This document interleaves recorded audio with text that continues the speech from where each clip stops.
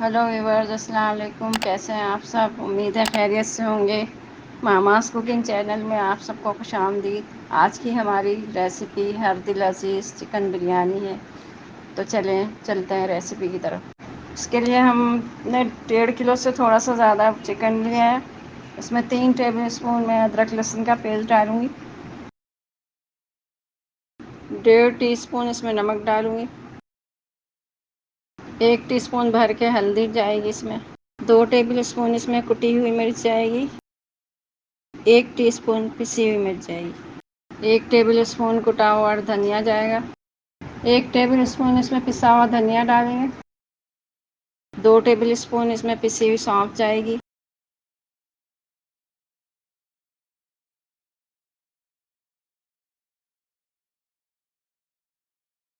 1.5 T spoon اس میں کالا زیرہ جائے گا،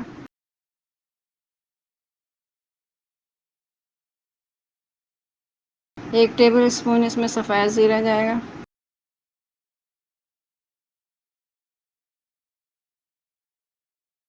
6-7 بریانی کے پھول ہیں، اگر بڑے ہوں تو 4-5 لے لیں، یہ چھوٹے ہیں اس لیے میں نے تھوڑے سے زیادہ لیے ہیں۔ 3 بڑی الائچی اور 7-8 چھوٹی الائچی، ½ ٹی اسپون کالی مرچ ہے اور 10-15 کے قریب لونگ ہے، 3 دار چینی کے ٹکڑے ہیں۔ یہ بہت چھوٹے چھوٹے تیز پتے ہیں، یہ 8-10 لے لیے ہیں، اگر بڑے ہوں تو کم لیں۔ 1 ٹیبل اسپون گرم مسالہ ہے، ½ ٹی اسپون سے تھوڑا زیادہ ہے جائفل جاوتری کا پاؤڈر، 2-3 چمچے میں نے بریانی مسالہ ڈالا ہے، اور اگر بریانی مسالہ نہیں بھی ڈالیں گے تو بریانی تو بن ہی جائے گی، وہی مسالے ہوتے ہیں اس میں۔ آپ پھر چکن کیوب ڈال دیں اور تھوڑا سا مسالوں کی کوانٹٹی کو ذرا سا بڑھا دیں۔ یہ 1 پاؤ ٹماٹر ہے، اس کو میں نے چھوٹے ٹکڑوں میں کاٹ لیا، 10-15 ہری مرچ ہیں چھوٹی والی،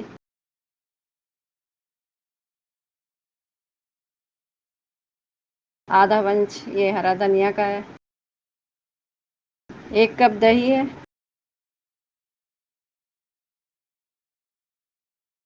2 لیموں کا رس ہے،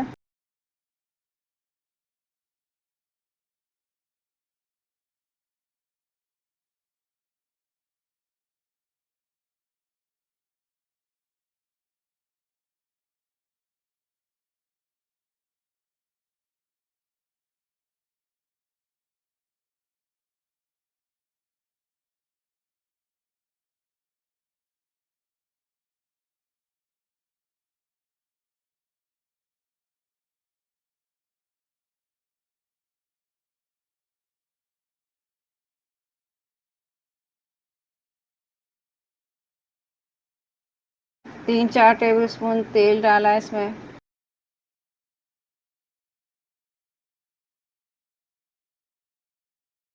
اب ہم اس کو مکس کریں گے اور میرینیٹ ہونے کے لیے رکھ دیں گے۔ جتنا دیر تک آپ رکھ سکتے ہیں رکھ لیں، ویسے 1-2 گھنٹہ بھی رکھ سکتے ہیں۔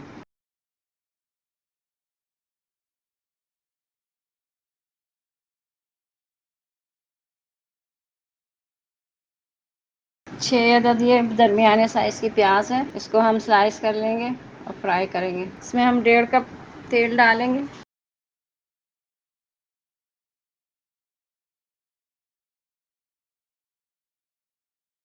اب ہم پیاز فرائی کریں گے۔ پیاز کو ہم بالکل ہلکا سا کلر دیں گے، زیادہ کلر نہیں دینا ہے، اور 2 حصہ پیاز ہم نکال لیں گے، اور 1 حصہ پیاز کو ہم ذرا سا زیادہ کلر دیں گے، براؤن کلر، اور اس کو چاول میں ڈالنے کے لیے اور گارنش کے لیے رکھیں گے۔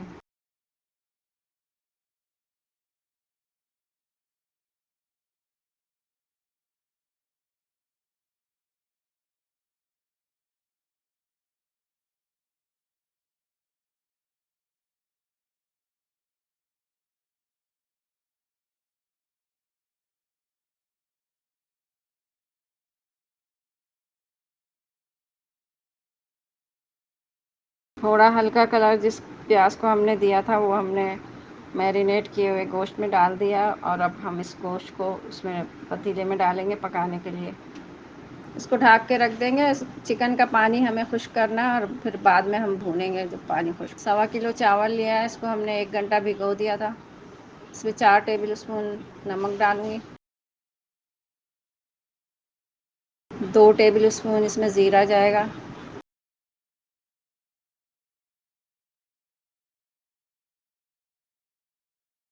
اس میں 15-20 کالی مرچ اور 10-12 لونگ ڈالیں گے، 5-6 اس میں دار چینی کے ٹکڑے، یہ چھوٹے ٹکڑے ہیں۔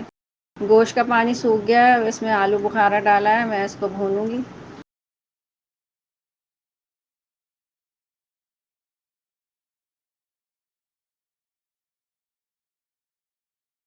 چکن کا پانی خشک ہو گیا، اس کو بھون لیا ہے میں نے۔ اب اس میں کوئلے کا دھواں لگائیں گے، 2-3 منٹ اس کو ڈھانک کے رکھ دیں گے۔ کوئلے کا دھواں لگانے سے تھوڑا سا دیگ کا ٹچ آ جاتا ہے۔ ابھی میں نے صرف چکن کا پانی خشک کر کے اس کو بھونا ہے، اس میں 2 کپ پانی ڈال کے میں اس کو 5 منٹ اور پکاؤں گی۔ زیادہ نہیں پکانا ہے، 5-10 منٹ ہی پکائیں گے اس کو، کیونکہ نیچے ہم رکھیں گے اس کو پانی کے ساتھ تو یہ خود ہی گل جائے گی۔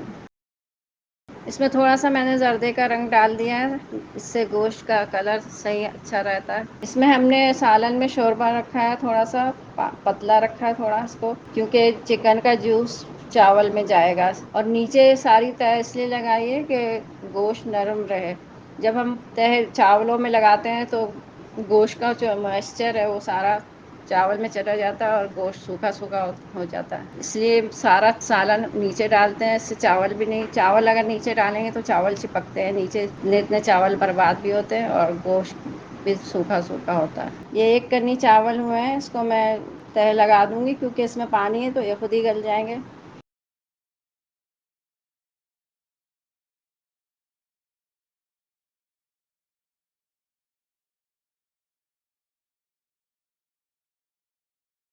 اس پہ پیاز اور پودینہ ڈالیں گے۔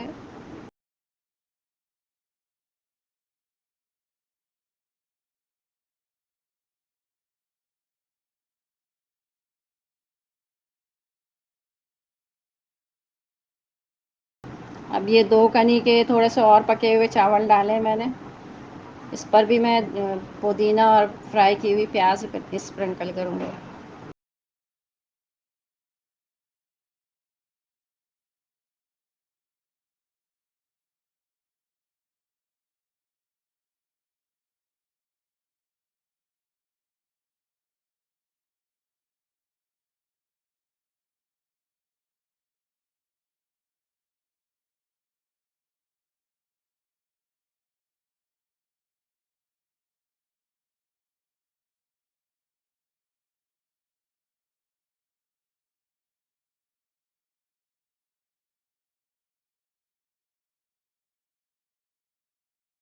اب یہ پورے پکے ہوئے چاول ہیں، اس کو میں تہہ لگاؤں گی۔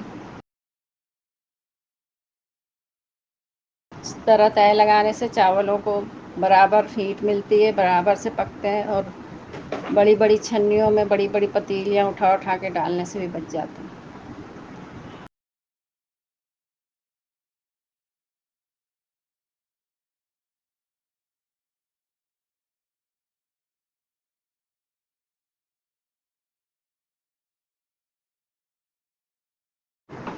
اس طرح میں نے بہت آسانی سے تہہ لگا لی، آپ خود دیکھ سکتے ہیں۔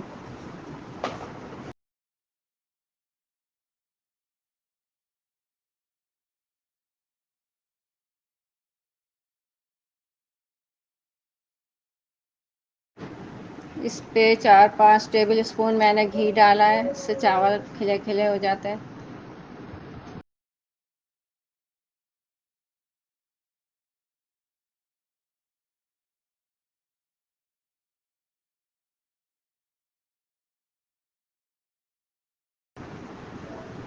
اس میں زردے کا رنگ اور 2-3 ٹیبل اسپون کیوڑا ایسنس ڈالا ہے میں نے، اور اس کو چاولوں پہ ڈال دیا ہے۔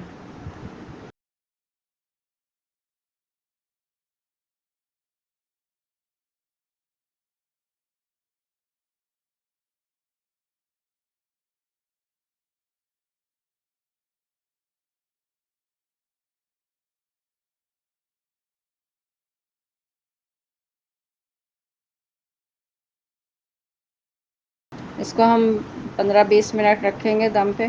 یہ ہماری ریسیپی تیار ہے، اگر آپ کو پسند آئی ہو تو لائک کریں، شیئر کریں، چینل بن رہے ہیں تو سبسکرائب کر دیں، بیل کے آئیکن کو پریس کر دیں تاکہ ہر آنے والی ویڈیو کی نوٹیفیکیشن آپ کو ملتی رہے۔ دعاؤں میں یاد رکھیں۔ اللہ حافظ۔